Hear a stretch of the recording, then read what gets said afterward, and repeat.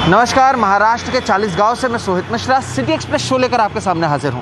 Show की हम शुरुआत करेंगे पंजाब और हरियाणा के किसानों की खबर के साथ, क्योंकि धान की खरीद में हो रही देरी के विरोध में पंजाब और हरियाणा के किसानों ने आज कई जिलों में प्रदर्शन किया। करनाल में किसानों ने मुख्यमंत्री के घर के घेराव की कोशिश भी की। किसानों ने बैरिकेड को हटाकर आगे बढ़ने का प्रयास किया।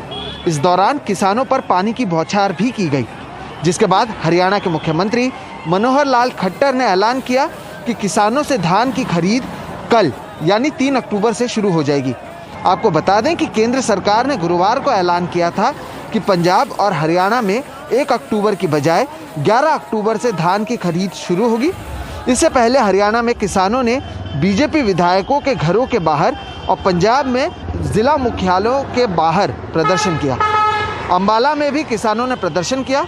प्रदर्शन को देखते हुए सुरक्षा के कड़े इंतजाम किए गए थे। किसान मांग कर रहे थे कि धान की खरीद समय से शुरू की जाए। केंद्रीय मंत्री अश्विनी चौबे ने पंजाब में भी कल से धान खरीदी की बात कही है। केंद्रीय मंत्रालय ने, हमारे विभाग ने इसको पोस्टपोन करके 11 अक्टूबर ये कर दिया था, लेकिन हम देखते हैं हरियाणा की मंडियों में धान बहुत सा आ चुका है और उसमें प्रोक्योरमेंट के लिए सब किसानों की ओर से भी मांग थी कि इसको जल्दी शुरू किया जाए। हमने केंद्रीय मंत्रालय से, हमारे अश्विनी चौबे जी से आकर के निवेदन किया कि इसको जल्दी से शुरू किया जाए।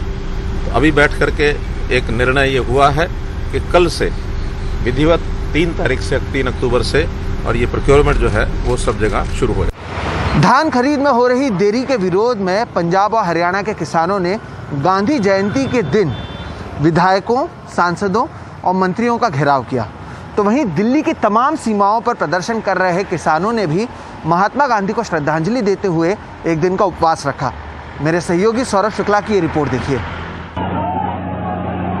ये तस्वीरें हरियाणा के करनाल जिले की हैं, जहां किसान मुख्यमंत्री मनोहर लाल खट्टर के आवास का घेराव करने पहुंचे। अनहोनी की आशंका देखते हुए प्रशासन ने पूरे इलाके में भारी पुलिस बल तैनात कर दिया। ऐसी ही तस्वीरें पंजाब और हरियाणा के अलग अलग शहरों में भी देखने को मिली। किसान अहिंसा पूर्वक अपने इलाके के विधायक और सांसदों के घरों के आगे धरना देते नजर आए। दरअसल पंजाब और हरियाणा में अब तक केंद्र सरकार ने धान की खरीद नहीं शुरू की है। केंद्र सरकार का कहना है कि बारिश को देखते हुए 11 अक्टूबर से धान की खरीद की जाएगी। वहीं किसानों का कहना है कि आज तक धान की खरीद में इतनी देरी कभी नहीं हुई। देखो, किसानां दी मुश्किल समझो ते साडी जल्दी तो जल्दी हर एक चीज दा साडा मसला हल करो जी। बहुत देखो मुश्किल आई है जी आज की बारिश के कारण। पहले तो इन्होंने हमारे हरियाणा के अंदर 25 तारीख दी थी, उसके बाद 1 तारीख दी, 1 तारीख के बाद इन्होंने अब 11 तारीख दे दी है। अभी हमें 11 तारीख को भी इनके पर विश्वास नहीं है, अभी 11 तारीख को खरीद शुरू कर देंगे। जो सरकारी धान की खरीद सरकार जानबूझकर लेट कर रही है, 1 अक्टूबर की बजाय 11 अक्टूबर पर लेगी। और कल भी पूरे हरियाणा में प्रोटेस्ट हुए हैं। करनाल में भी मार्केट कमेटी दफ्तर का ताला मार के किसान बैठे रहे और सरकार की ओर से कोई इस पे कोई भी एक्शन नहीं लिया। सरकारी खरीद में हो रही देरी और अनाज भंडारण की उचित व्यवस्था न होने के कारण शुक्रवार रात अमृतसर में हुई बारिश की वजह से कई 100 किलो धान भीग कर बर्बाद हो गए। किसानों के जबरदस्त प्रदर्शन को देखते हुए हरियाणा और पंजाब सरकार ने घोषणा की है कि कल यानी रविवार से धान की खरीद शुरू की जाएगी। केंद्रीय मंत्रालय ने, हमारे विभाग ने इसको पोस्टपोन करके 11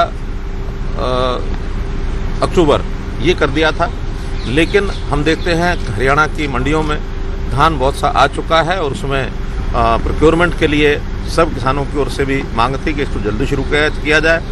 हमने केंद्रीय मंत्रालय से, हमारे अश्विनी चौबे जी से आकर के निवेदन किया कि इसको जल्दी से शुरू किया जाए। तो अभी बैठ करके एक निर्णय ये हुआ है कि कल से विधिवत 3 तारीख से 3 अक्टूबर से और ये प्रोक्योरमेंट जो है वो सब जगह शुरू हो जाएगी। दिल्ली की तमाम सीमाओं पर पिछले 10 महीनों से बैठे किसान गांधी जयंती के मौके पर केंद्र सरकार को संदेश देने के लिए सैकड़ों की तादाद में दिन भर उपवास पर रहे। किसानों का कहना है कि उनका आंदोलन बापू के दिखाए रास्ते पर ऐसे ही चलता रहेगा। वही संदेश आप लोग भी दे रहे हैं आज यहाँ से। उसी पर हम लोग डटे हुए हैं, उसी शांति के मार्ग पर आंदोलन चला रहे हैं। जब तक 3 कानून वापिस और एमएसपी पे कानून नहीं बन जाएगा, ये आंदोलन बापू के सिद्धांतों पर, शास्त्री जी के सिद्धांतों पर, बाबा टिकैत के सिद्धांतों पर चलता है। किसान आंदोलन को लगभग 1 साल होने को है। इसमें अब तक 700 से ज्यादा किसानों की मौत भी हो चुकी है, लेकिन इसके बावजूद कृषि कानूनों को लेकर सरकार और किसानों का प्रतिरोध खत्म होता नजर नहीं आ रहा। इनका संदेश इतना है कि भले ही इनको आतंकवादी कह लीजिए, इनको खालिस्तानी कह लीजिए, पर 100 बात की एक बात है कि वो देश के किसान हैं। और इनका अनुशासन ही ये है जो उन्होंने गांधी जी से सीखा है कि ये 10 महीने से दिल्ली की ठंड, दिल्ली की गर्मी, दिल्ली की बरसात झेलने के बाद भी जय जवान जय किसान के नारे के साथ लाल बहादुर शास्त्री और महात्मा गांधी जी की तस्वीर लेकर के यहीं डटे हैं। सहयोगी प्रेम सिंह के साथ सौरभ शुक्ला, एनडीटीवी इंडिया। पंजाब के मुख्यमंत्री चरणजीत सिंह चन्नी ने किसानों पर दर्ज मामले वापस लेने के आदेश दिए हैं। ये मामले आरपीएफ ने दर्ज किए थे जब किसान रेलवे ट्रैक पर धरना प्रदर्शन कर रहे थे। चन्नी ने आरपीएफ चेयरमैन को इस फैसले को जल्द से जल्द लागू करने के लिए चिट्ठी लिखी है। इसके अलावा पंजाब के मुख्यमंत्री ने आशीर्वाद योजना के लिए उन लड़कियों के लिए उम्र सीमा भी हटा दी है जिनके माता पिता की कोविड के दौरान मौत हो गई थी। चन्नी ने 1 जनवरी 2004 के बाद से नियुक्त सरकारी कर्मचारियों के लिए फैमिली पेंशन को भी मंजूरी दी है। दिल्ली एनसीआर में सीएनजी के दामों में बढ़ोतरी हुई है। प्रति किलो सीएनजी पर 2 रुपये 28 पैसे और पीएनजी पर 2 रुपये 10 पैसे की बढ़ोतरी हुई है। इसका असर कारोबार और छोटे कारोबारियों पर किस तरह से पड़ा है, बता रहे हैं अक्षय डोंगरे। 40 साल के ड्राइवर मनोज कहते हैं कि लगातार बढ़ते ईंधन के दाम की वजह से गाड़ी चलाना अब असंभव सा होता जा रहा है। कोरोना के कारण कारोबार बिल्कुल ठप था और उसे वापस हासिल करने में अभी भी बहुत वक्त लगेगा। जो हम कमाते 700 रुपये या 1000 रुपये वो रह जाएंगे, 700 रुपये रह जाएंगे, 700 वाले 500 रह जाएंगे। मेरे 3 बच्चे हैं, एक बच्चा मेरा नीट में है, एक 12वीं में, एक 10th में। और जो उनका खर्चा है ना, एक प्राइवेट को छोड़ के अगर हम सरकारी में भी जा रहे हैं ना, तब भी हमें इतना खर्चा देना पड़ रहा है कि जो हम इस टैक्सी से नहीं कमा पा रहे। दोपहर में ये पहली ही बार है जब अनिल अपने लिए वक्त निकाल पाए और पहली ही बार उन्हें भोजन करने का मौका मिला है। आप मेरे से क्या 100 ड्राइवर से पूछो क्या हाल हो रहा है, काम नहीं है। आप 20 घंटे गाड़ी चलाओ, 1000 रुपये प्रॉफिट होता है, जिसमें 600 रुपये की तो गैस लग जाती है। अब 2 रुपये बढ़ाया, अब लग रहा 24 घंटे दिन रात चलानी पड़ेगी।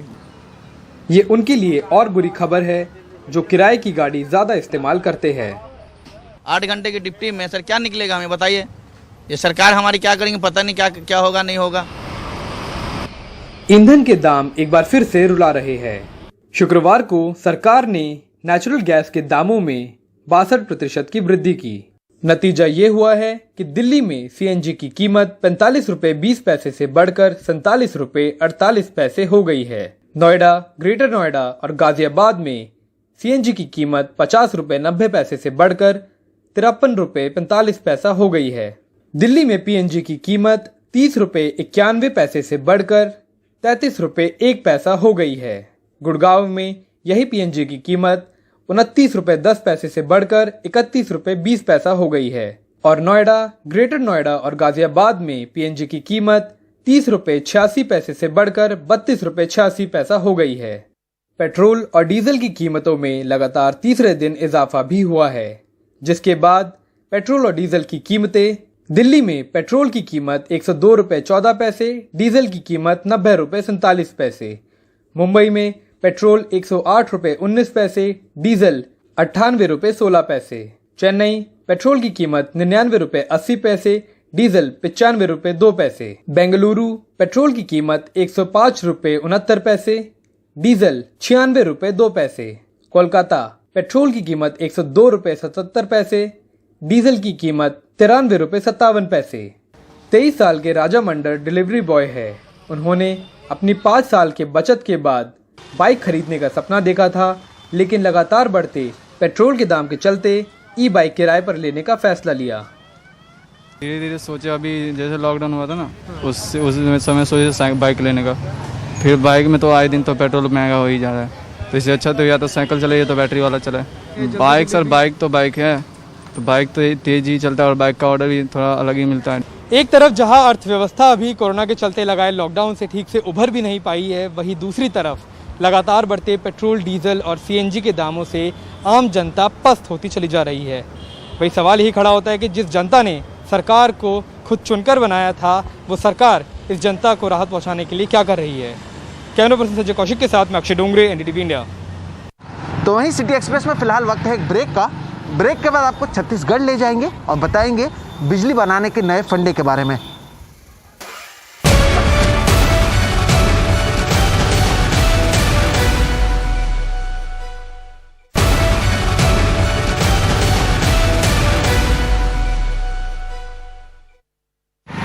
अब बात करते हैं छत्तीसगढ़ की, जहां पर 2 रुपए किलो गोबर खरीदने के बाद अब छत्तीसगढ़ सरकार गाय के गोबर से बिजली बनाएगी। मुख्यमंत्री भूपेश बघेल ने गांधी जयंती के मौके पर किसान सम्मेलन में इसका उद्घाटन किया।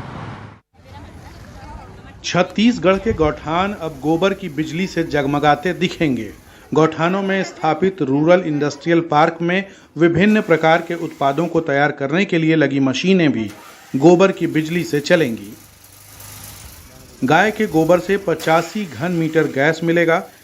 1 घन मीटर गोबर से 1.8 किलोवाट प्रति घंटा बिजली मिलेगी। एक इकाई में 153 किलोवाट बिजली का उत्पादन होगा। सुराज गांव योजना के तहत राज्य सरकार ने प्रदेश में 10,112 गौठानों के निर्माण की अनुमति दी है।